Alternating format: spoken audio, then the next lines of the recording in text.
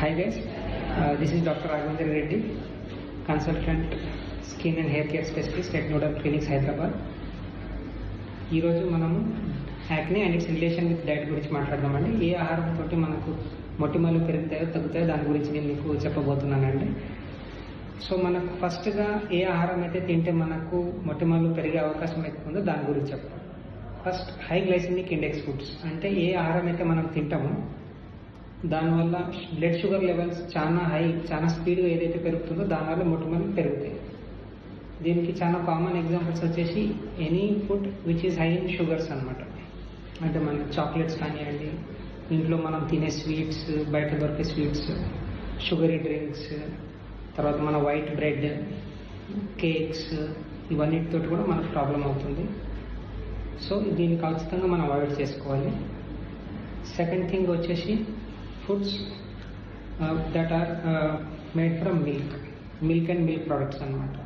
దీంట్లో మనకు మిల్క్ యూజువల్గా స్కిమ్డ్ మిల్క్ తోటి ఎక్కువ రిస్క్ ఉంటుంది యాక్నేకి.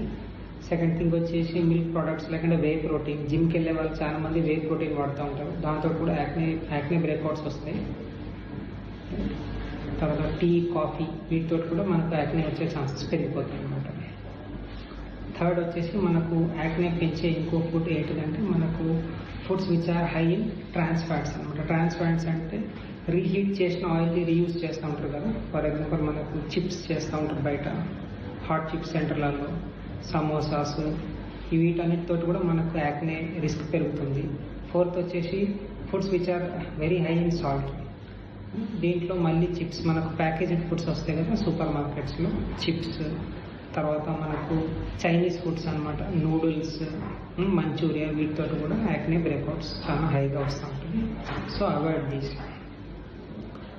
వీటిని అవాయిడ్ చేస్తే ఓన్లీ మొటిమలే కాదండి, మన జనరల్ హెల్త్ కూడా చాలా ఇంప్రూవ్ అవుతుంది.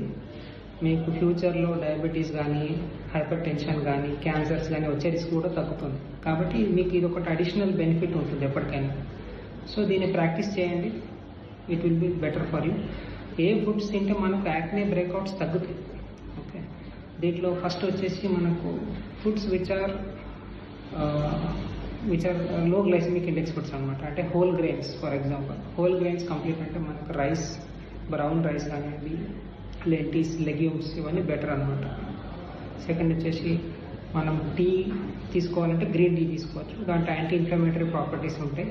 దీంతో మీకు యాక్నే బ్రేక్అవుట్స్ తగ్గుతుంది.